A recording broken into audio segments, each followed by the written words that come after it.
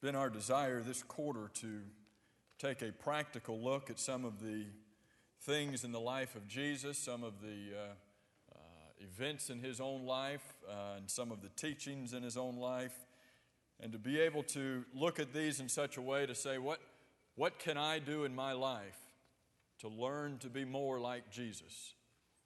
I hope that that is the goal of each and every one of us here. That we're not here to learn to be more like Mike or more like Brittany or more like whoever, but that we're here to learn to be more like Jesus in order that on a daily and an hourly basis we can be doing those things, thinking those things, and saying those things that would be pleasing to God. We're not trying to say in this study this quarter that we can or ever will in every way be just like Jesus. But is there any reason that we shouldn't, in these things that we've been talking about this quarter, give it our all? To have the mind that Christ had. That's what we talked about. Learning to think like he did in order that we might act and do those things that he did.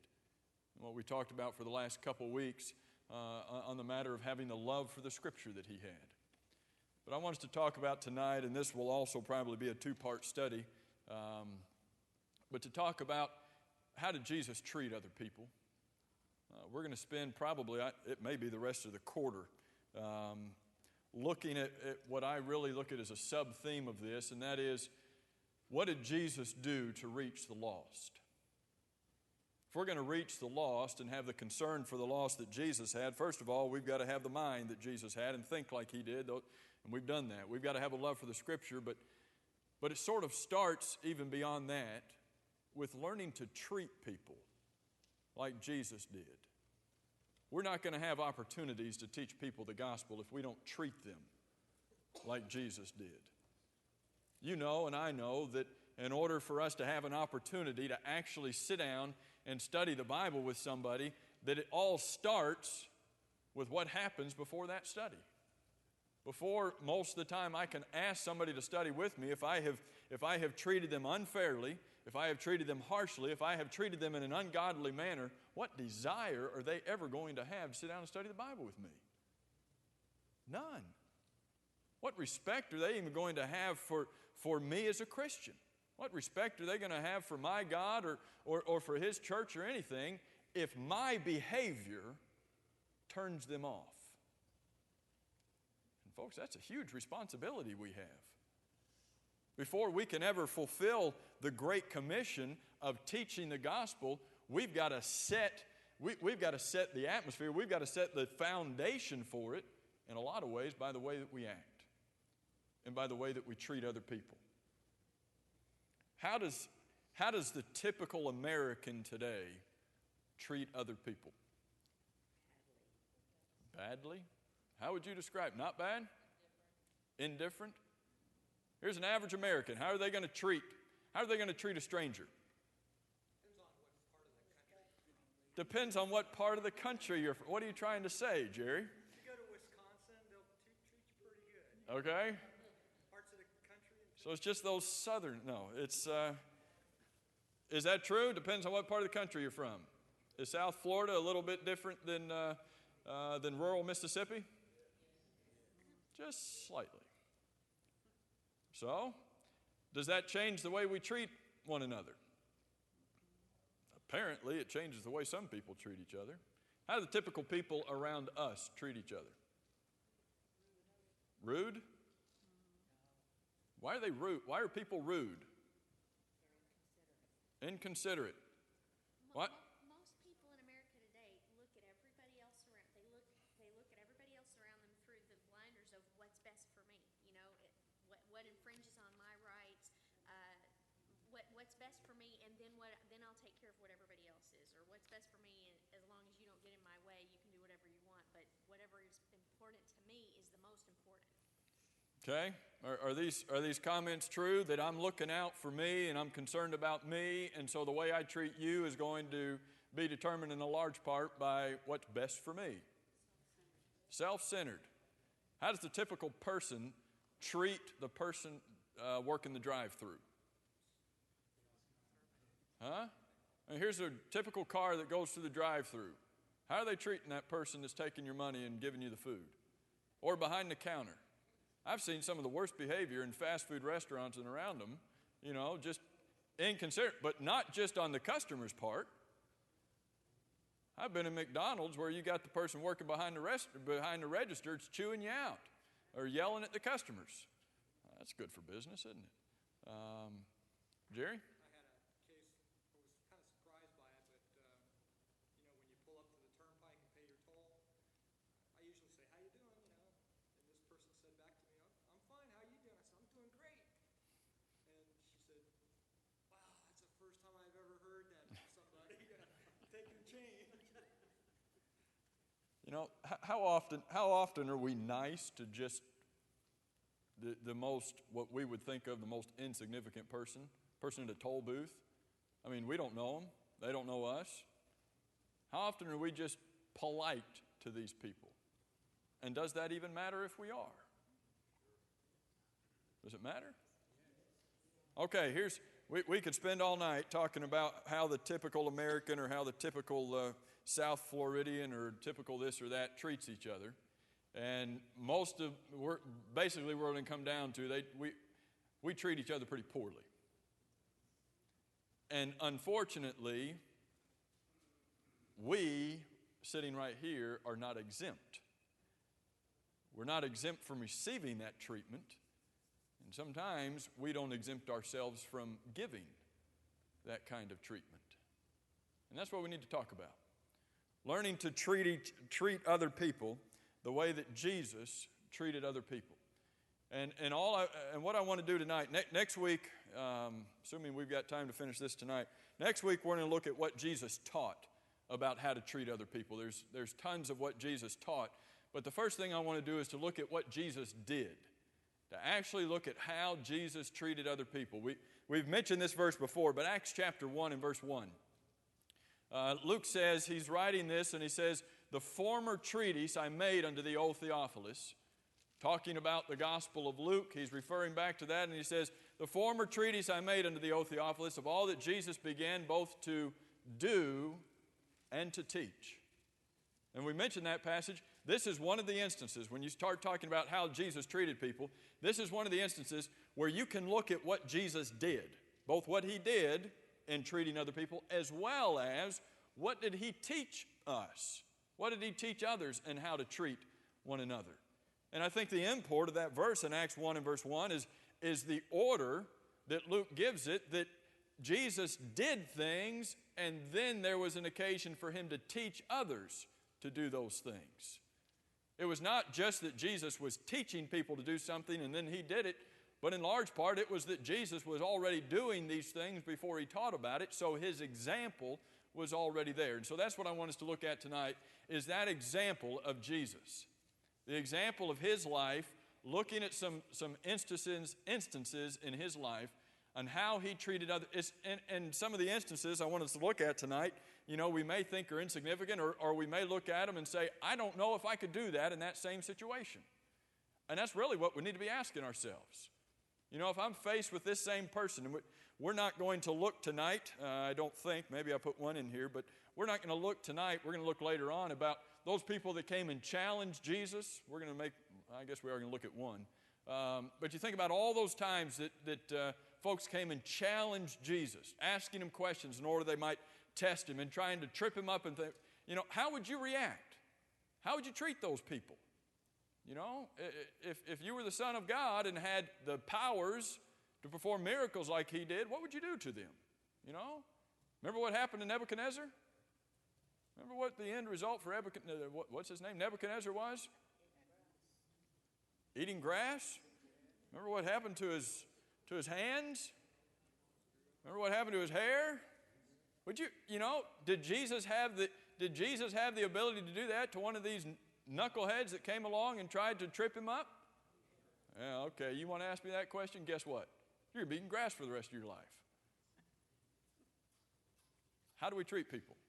How did Jesus treat people? First thing we've got to look at is that before we ever look at how he treated somebody, what was in his heart? What was in his heart to begin with? Love and compassion. If you have a heart filled with love and compassion, will that affect how you treat somebody? It affected how Jesus treated somebody. If you have a heart that is lacking love and compassion, is it going to be hard for you to treat other people like Jesus treated them? Is it going to be hard for you to treat others with compassion if your heart is not full of love and compassion? And so you start here and you begin to look at the heart that Jesus had. Anybody want to pronounce this Greek word for compassion? Splanchnizomai? All right, that's the Greek word. You're going to be tested on that at the end of the quarter, so memorize that right now, okay? The word means that I am moved to my inward parts. That's what compassion means. Doesn't mean that I feel sorry for somebody. Doesn't just mean, oh boy, feel bad for them. They're having a rough time. It means that those feelings move me down to my very inward parts. The root word for this is the word for bowels. It's having concern and feelings for someone to the point that my inner guts start to feel it. You ever had that? You ever had that kind of concern for someone else? Maybe it was a parent, maybe it was a child, to where your compassion for them, maybe they were ill, maybe they were having a hard time, maybe whatever was happening in their life, to the point that you almost got sick. Because it wasn't just something, well, I feel kind of bad for them. Glad it's not me. But to the point that your concern got all the way down into your bowels to where you were feeling deeply all the way inside. Folks, that's Jesus. It's not just some superficial, well, he feels bad for somebody. When you read in the Bible that Jesus had compassion, every time you read Jesus had compassion, it's that same word. And it's interesting some of the times that it says that he had that compassion. Proverbs 23:7. I didn't mean to put that up there. You know what it says? Now you do, because I just put it up there. As he thinks in his heart, what? So is he. Comes back to this mindset, I cannot treat somebody else the way Jesus treated them if my heart is not there. I could start to, I could get close to, but boy, if they said one more thing that would just set me off, then just watch out. Then I don't have the heart for it. If I'm going to treat others the way Jesus did, I've got to learn to try to have that kind of heart. Try to have that kind of inward compassion for other people. We see it throughout his life. First of all, we see it for some people who had physical infirmities. Look in Matthew chapter 15. Quickly, we're going to look at several passages, so get your Bibles and let me hear my favorite sound. Y'all are just doing that. You're not even turning to Matthew 15. You're just like flipping around just to fool me. I know the difference, okay? Matthew 15. You start in verse 32. Jesus called his disciples to himself and said, I have compassion on the multitude. He's not just saying, I feel sorry for him. This is splanchnizomai. This is right down to my inwards, my guts, my bowels. I have compassion on these people. Why? Because they have now continued with me 3 days and they have nothing to eat, and I do not want to send them away hungry lest they faint on the way. Why is he concerned about them? Why does he have compassion on these people? They're hungry. Haven't had anything to eat. And here his disciples say, hey, get rid of these people. And Jesus says, you know what? I'm not getting rid of these people. If they start leaving and they start fainting, guess who that's on? That's on me. I'm not going to allow that to happen. See, the thing with compassion, the difference between compassion as it's used here about Jesus and somebody feeling sorry for somebody else is I can feel sorry for somebody else and do absolutely nothing about it. Oh boy, glad that's not me. I can feel sorry for them. I can have pity all day long for them and do zero to help them. That's not the compassion of Jesus. The compassion of Jesus will not allow him to have those inward feelings to the point where he does zero to help them. Here he says, I've got compassion for them because they haven't had anything to eat. And what does he do? He does everything he can to fulfill the need that they have in their hunger. He feeds them. What does Jesus say about us feeding other people?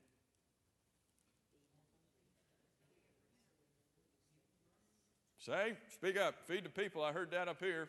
What does Jesus say about feeding people?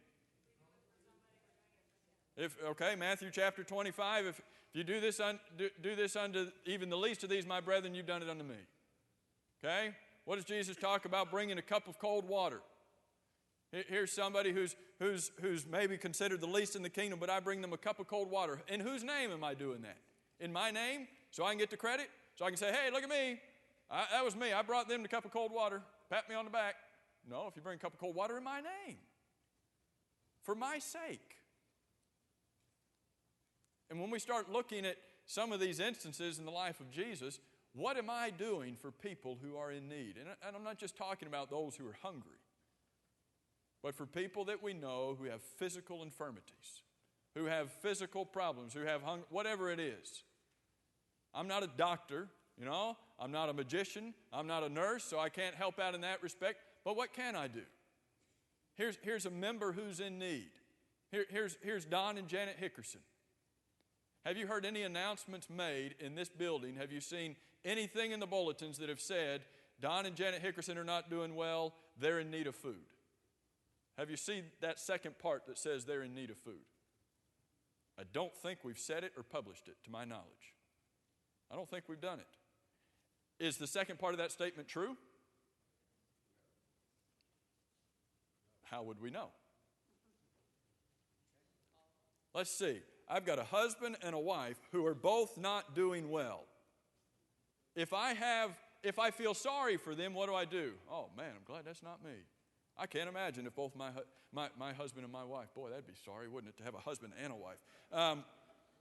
I can't imagine if my spouse and I were both down and out and having the problems that I just can't imagine if that was me. Boy, I'm glad it's not. That's feeling sorry for them. If I have compassion that Jesus has, what do I do when I hear an announcement, when I read in the bulletin, when I read in family news? What do? Do you know why sometimes we put the what's that called? Phone number, that's what it's called, in the family news? So you don't have to go find your directory. It's an immediate, hey, look at that. I can call them right now. And I'm not just talking about Don and John, I'm talking about anybody.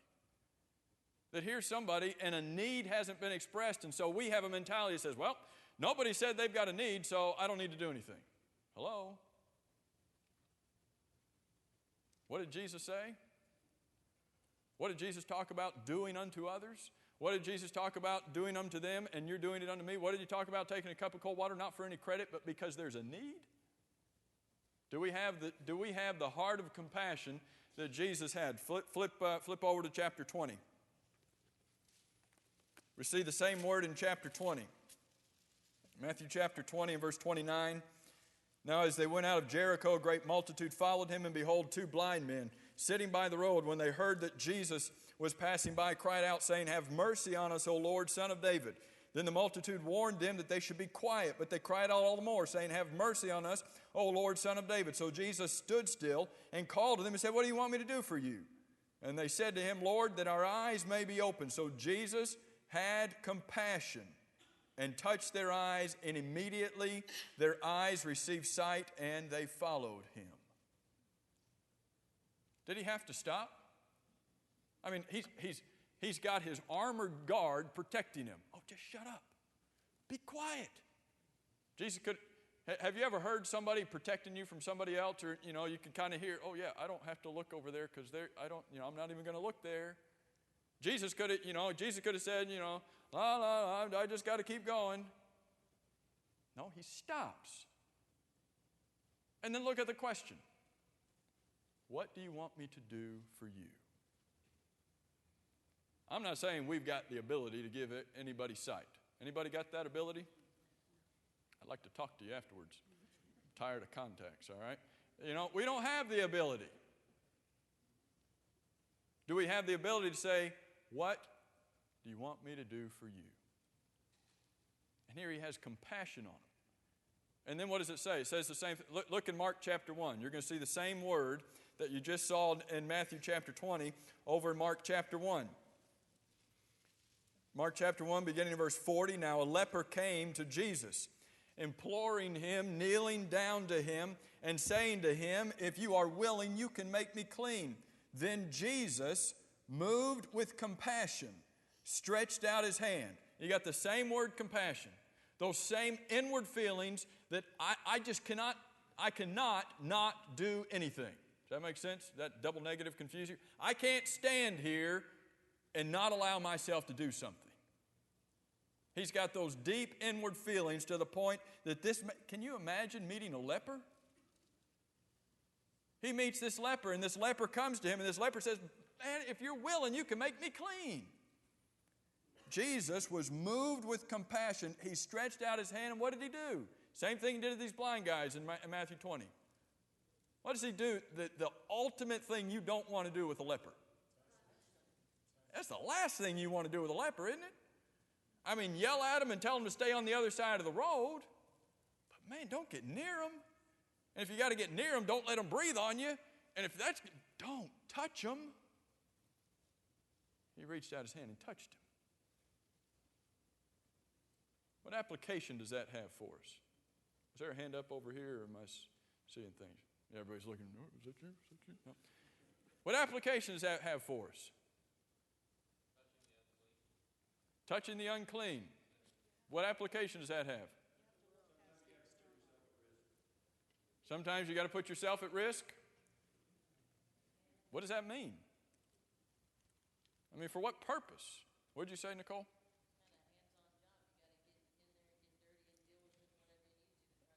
A hands-on job. Get in there, get dirty. See, this might not be talking about we meet a leper on the side of the road. This might be talking about somebody has a need. And instead of me having a hands-off approach that says, boy, they got a need, but, I just don't have the time. That I get in there and I do something with it, Trina.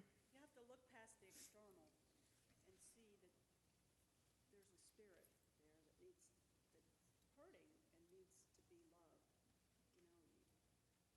to be loved. Trina says you got to look past the external and see there's somebody there that needs to be loved. How long had it been since this leper had been touched by somebody? Man, can you imagine being unclean? Can you imagine his situation? He shouldn't have even been here. Jesus reaches out and touches him, and he cleanses him to the point that he can go, that he can be not only cleansed physically, but he can go to the temple and go to the priest and have all of this taken care of so that he can be reinstated into society. Because there was somebody who had enough compassion on him. And then there's the fact that Jesus had compassion on those who were grieving. You know John chapter 11 about Lazarus. Look in Luke chapter 7 real quick. Look in Luke chapter 7. Beginning in verse 11, it happened the day after that he went into the city called Nain. And many of his disciples went with him in a large crowd. And he came near the gate of the city. Behold, a dead man was being carried out, the only son of his mother, and she was a widow. And a large crowd from the city was with her. When the Lord saw her, he had compassion on her.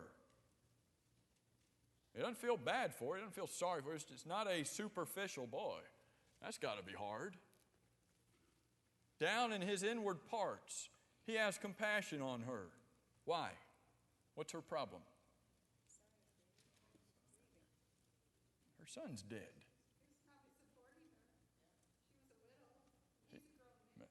Maybe he's supporting her. Who does she got left? Nobody. He sees this woman. He has compassion on her and said to her, do not weep. Then he came and look at it, touched, same word, touched the open coffin, and those who carried him stood still. And he said, young man, I say to you, arise. So he who was dead sat up and began to speak. Can you imagine that? Can you imagine that widow? seeing her dead son sit up. And folks, think when Jesus raised somebody from the dead, when Jesus raises some from the dead, apparently they don't come back groggy. All right? Apparently they don't come back and they need to go take a nap or something. They come back 100%. He sits up and begins to speak. You know, we go to the hospital to see somebody. Well, they're coming around. You come back tomorrow and maybe you can talk to them for a little while. This guy comes back from the dead, sits up and begins to speak. Why does this happen? Because Jesus had compassion. Anybody in here got the ability to raise the dead? Man, y'all are. What abilities do you have? You can't heal the blind people. You can't raise the dead. What are you going to do? What are you going to do for somebody who's had a loved one die? You can't raise the dead, okay, so what short of that? You're going to pray for them. You're going to comfort them. You're going to share their burden. What are we saying over here? What did you say, Novell? Teach them the gospel? Now, why would you do that, Novell? They're grieving the loss of a loved one. Why are you going to bring the gospel into it? Hello? Can you look at these things up here and recognize that, hey, get back up there. When Jesus was concerned about people's physical infirmities, we're going to see this in a minute. Why was he concerned about their physical infirmities? Why did he show compassion for their physical infirmities? Because he wanted them physically to be well? If you get the physical part right and you show compassion for the physical part, what's going to happen with the spiritual part? We only got a couple minutes. I want to get through some of these. Not only the physical, Jesus had compassion for spiritual infirmities. There's several of these. I'm just going to put some of these up. Look at Matthew chapter 9. This is my favorite one. Well, maybe. I don't know if it's my favorite one. Matthew chapter 9. Jesus went about, verse 35. He went about all the cities and villages, teaching in their synagogues, preaching the gospel of the kingdom, and he was healing every sickness and every disease among the people. Don't run over those two everys there. He's there. He's not only teaching, he's healing every sickness and every disease. Verse 35, Jesus is taking care of their physical infirmities. Verse 36, but when he saw the multitudes, this is not the first time he saw the multitudes. He's been right there with them. He's been healing them. But when he saw the multitudes, he was moved with compassion for them. Same word. Because they were weary and scattered like sheep having no shepherd. What's he concerned about? Their soul. And here they are wandering about like sheep that have no shepherd, and he's concerned that they need direction in their life. Where are they going to get that? From the 700 Club?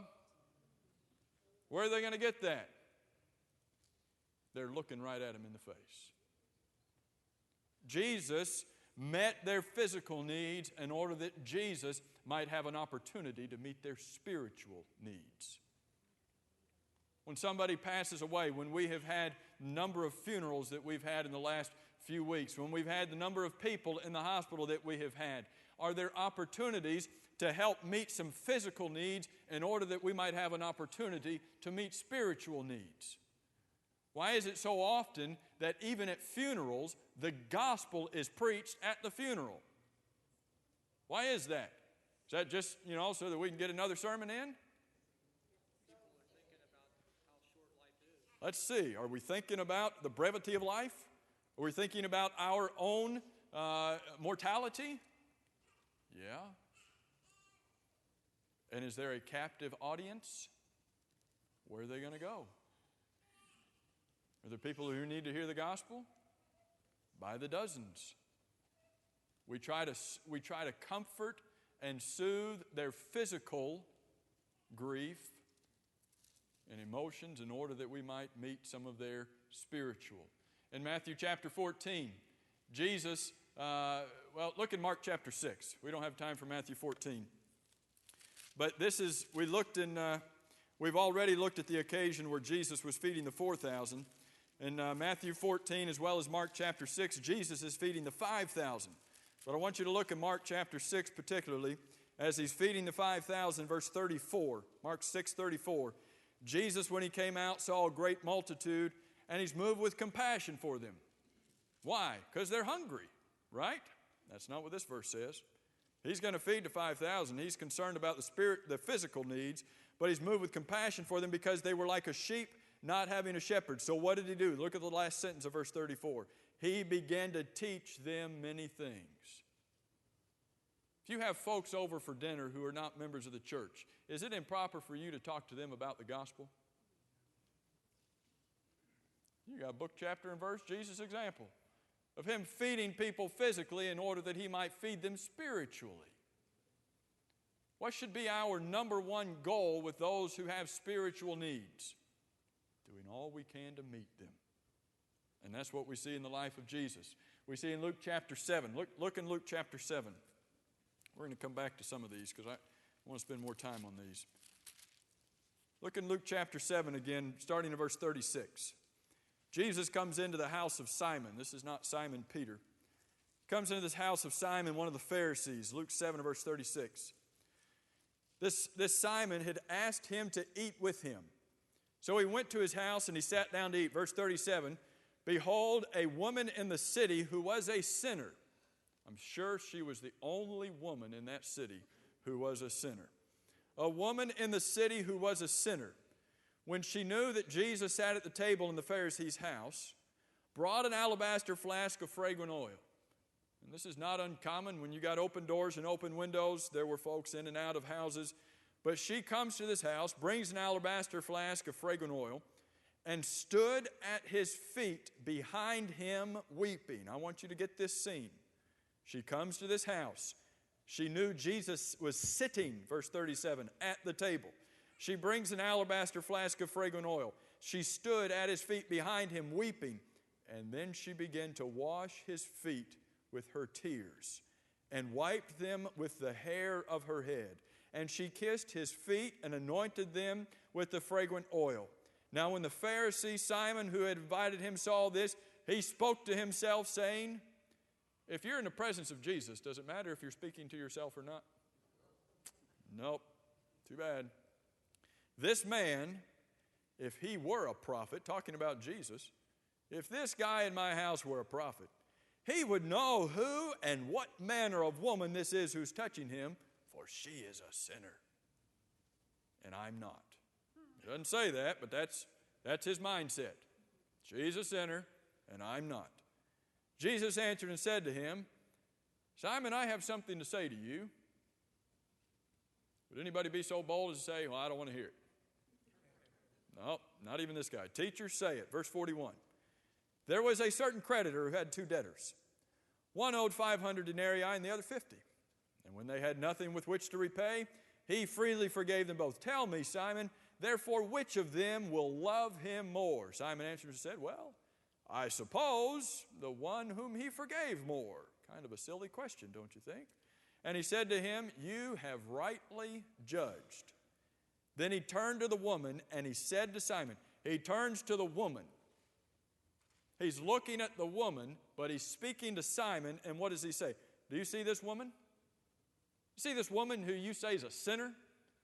You see this woman who you say I shouldn't even be around? You see this woman who you say, well, if he was really a prophet, he'd know who and what manner of woman this was, and he wouldn't let her do it. You see this woman, he says?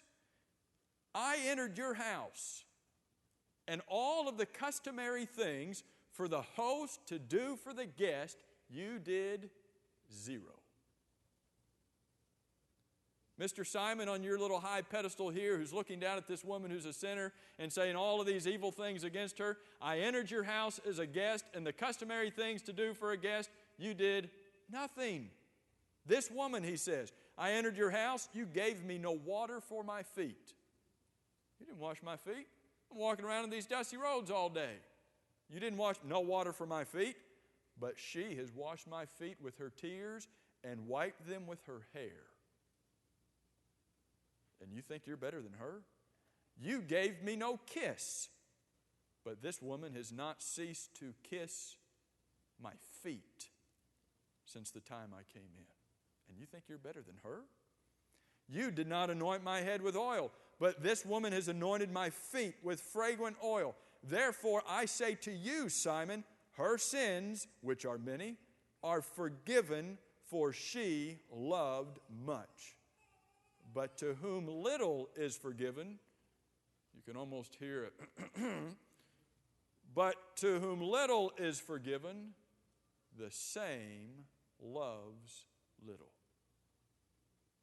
Then he said to her, "Your sins are forgiven." Here's this woman who comes in and begins to wash his feet. And here's Simon, who thinks that he knows better. What does Jesus do for this woman? I want you to put yourself where Jesus was. Put yourself where Simon was. What would have been the manly thing to do against this woman who's come in and, done all of this? Jesus could have put her in her place just like that, couldn't he? Had the right as a man, had the right as a teacher. I mean, he could have. Here's this woman who is a sinner. And how does he treat her? Like a friend. Gently. Why does he do that? Because he's got compassion. Because he's got a heart. Was that two? Where was one? 5 minutes ago, yeah, right. He treated people with respect. Even a woman washing his feet. Treated her like a friend. But notice at the same time, was not hesitant to put Simon in his place. Stan? This woman is not a Gentile. She is a Jew. Therefore, the counterpart is he's talking about members of the church, the way they treat each other. Sure. When you start looking at the fact that she's a Jew, here's an application that says, how are we treating each other? We're not talking about some stranger out on the street. How do you treat one another? And is it a fact, and we'll come back to this, do we sometimes, even among brethren, say, well, I'm up there, and they're the kind of down there somewhere because they're not as good as me. What did Jesus say in Matthew chapter 23? He who exalts himself shall be humbled. Guess what? To him that thinketh he standeth, better watch out. You're going to fall flat on your face. All right, we're going to come back to this next time and then talk about what Jesus taught on these matters.